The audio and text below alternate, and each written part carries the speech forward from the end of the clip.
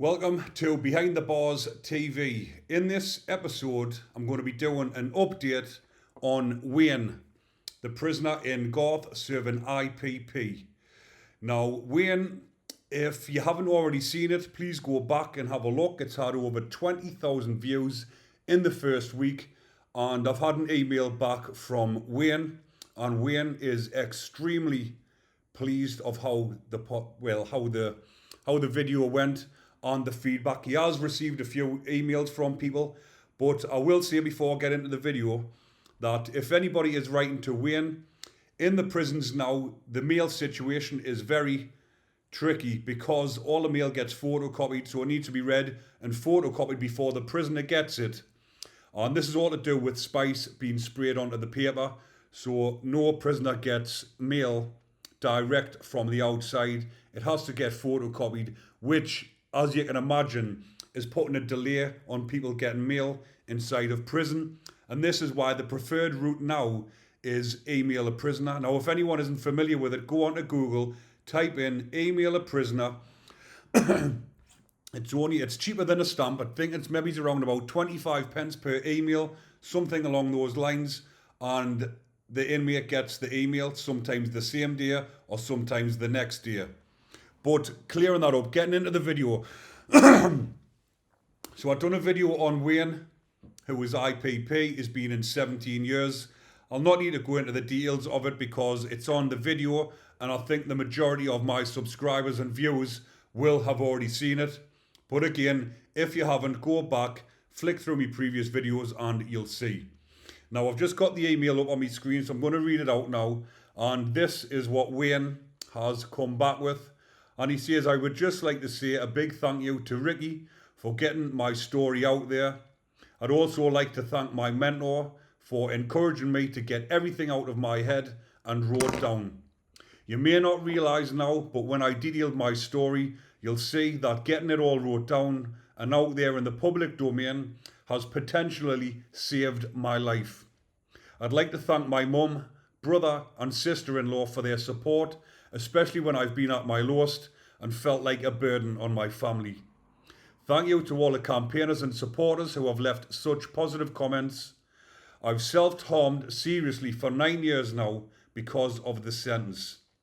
Now I've seen what support there is for IPP prisoners, I don't feel so alone or hopeless. It's like a massive weight has been lifted. I strongly encourage any IPP who may be sat quietly, suffering and potentially waiting for their chance to get out, please find your voice. I haven't self-harmed since Boxing Day, which is a record for me, and it's because I'm 100% focused now. If anyone wants to write or email me, I'm an open book, and writing letters, etc. is very therapeutic for me and gives me something to concentrate on. Okay, I'm going to love and leave you all for now. Again, thank you all for your support. To all IPPs, keep your chin up. We're going to make that change happen. So anyone who's familiar with the story and been following my channel, IPP is a massive thing that's getting debated at the minute. And the majority of people are siding with the IPPs and they're saying that the sentence is unjust. It was abolished in 2012 because it was deemed inhumane and it wasn't working. But everyone who's coming together, who's getting this out in the limelight, there's a lot of IPPs doing it, there's a lot of IPP families doing it, getting this out in the public domain to make people aware of what is actually going on. And I mentioned it, but in the next week or so, I'm doing a video with two ladies whose brothers are serving IPP.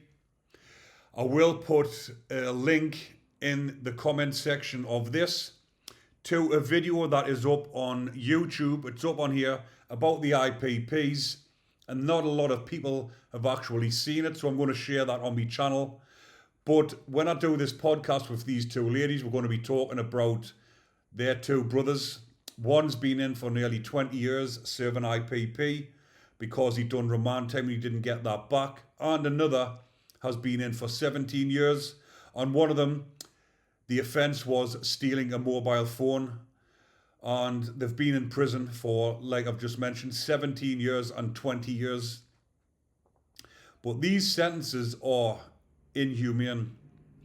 People who committed murders are going into prison with 15-year tariffs. In the 15 years, they've got plenty of time to do the courses, to focus on. They've got a date in their heads to think, right, 15 years to get everything done and prove that I'm no longer a risk. And murderers are getting out before IPPs. So how can that be just? Someone that steals a phone on the street when they were a teenager, they had no decent role models in their lives, they went down the bad route, they went down a bad path in life, no one to push them in the right direction, and they went out, they're doing daft things teenagers do when they haven't got people in their lives to point them in the right direction. So then they've went and been given IPP, and 17, 18, 19, 20 years later, still in prison. Still haven't had life experiences, still haven't had the chance to create a family, and they haven't killed anybody.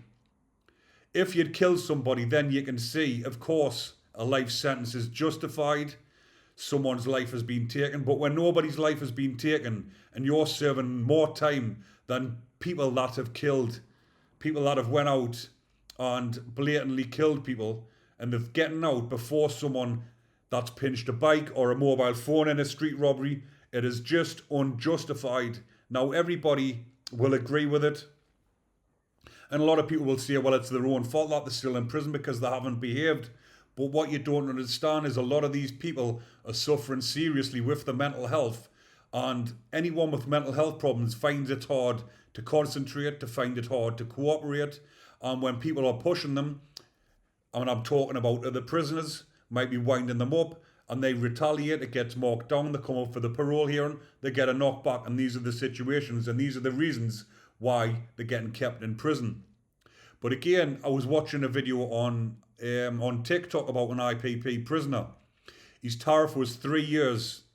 He served 11 years, but he'd never once had an adjudication. He'd never once been up in front of the governors, and he still served 11 years, but that was because he hadn't done the courses. But I think, again, he mustn't have been complying with the system. He was telling probation he didn't want to speak with them, and there was more to the story. But my point is as well, just because you're not cooperating whilst in prison, and I mean by you're not going along with what they're saying, they might be telling you to do things that you don't agree with, it still doesn't justify keeping somebody in prison for 11 years, 12 years, when the tariff was 3 years, and they've never once had an adjudication in prison, they've never gotten into a fight, they've never had hassle with the officers, and they're getting kept in prison for all this time. But there's loads of different stories, and I will be covering quite a lot on this channel.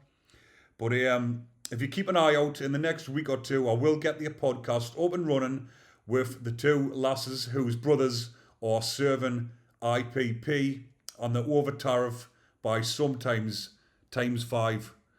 But if you keep watching, people, I will get that uploaded soon. But again, thank you for your continuing support on the channel.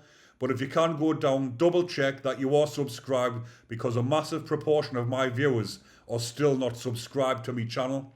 I'm nearly at the 60,000 mark, but I am aiming to get that 60,000 mark smashed off in the next couple of weeks.